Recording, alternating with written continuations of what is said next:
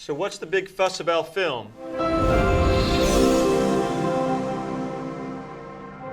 All right, so welcome back to Capture School. My name is Nick, along with Scott, and we are going to be talking about film today. So it is the newest thing out there in the last few years, and we want to talk about why.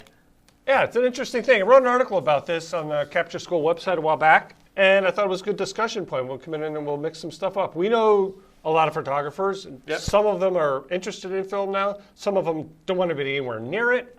Yep. And some are interested and curious about it. So I thought, let's just toss that back and forth and find out why all these things are happening and why it's such a resurgence. Yeah, exactly. So I feel, for me, like my original camera is right behind us here, this Pentax Spotomatic, and I feel like it's kind of fun to go back to it and slow down once in a while. Yeah, and everyone says slow down. So what does that mean? It means different things to different people. And I have several film cameras that I've been using lately. Yeah.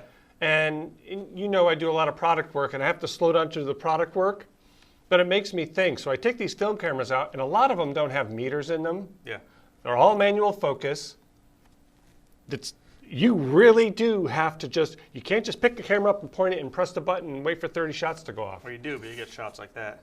Those are pretty good. It's a picture of the camera that's filming you, and Trixie. And Trixie.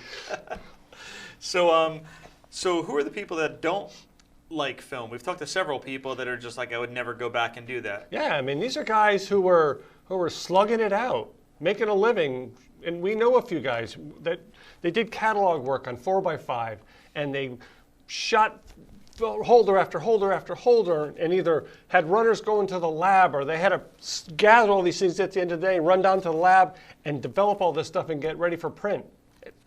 Tragic, man. These guys worked hard. Well, the other thing about it too is they worked hard, and it kind of throws me back to when I DJ'd. So people are like, "Oh, I love records." You're one of those people who loves records. Yeah, but yeah. You didn't carry around cases of records when you were a teenager everywhere in the back of a big old like Grand Capri.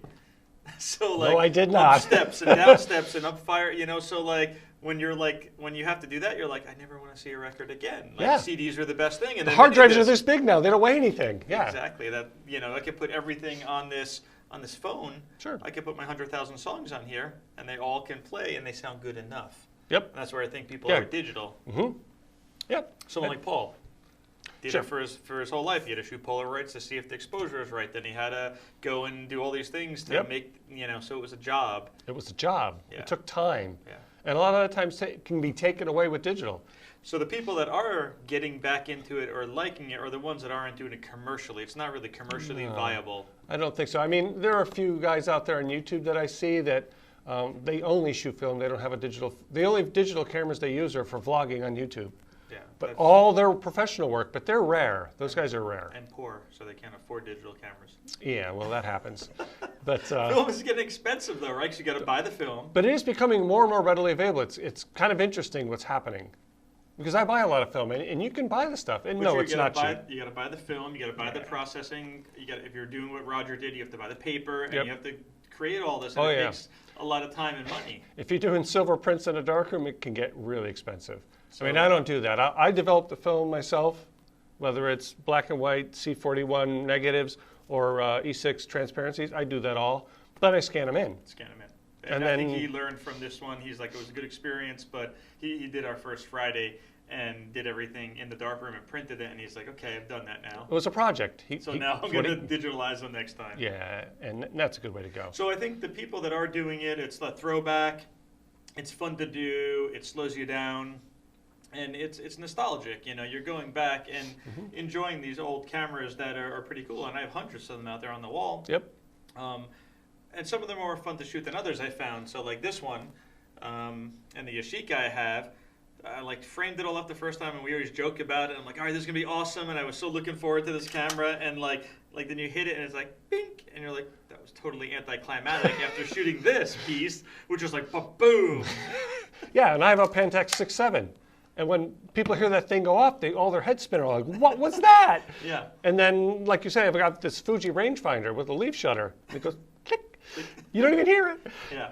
But, I enjoy shooting this a lot more than this one, even though these are cool looking and everything. They're not easy to hold. They're not ergonomic at all. No. And they're tricky. They're just kind of weak sounding when they go off. Like did you shoot or did it break? Or is it broken? Yeah. So I think the nostalgia's there. The patina we talked about, like the old film camera shots I shot and the old cowboy shots that I shot them in high resolution and then made them look like film. Made them look grungy. You can add scratches and dust spots It's and all all those in things. here. Yeah, you get it for free. You get it for That's free. the free part. Nick software is built in. Exactly. You have Topaz and Nick software built right in. It just comes out scratched. And I think it's probably now for a while with the popularity, it's going to be around for a while.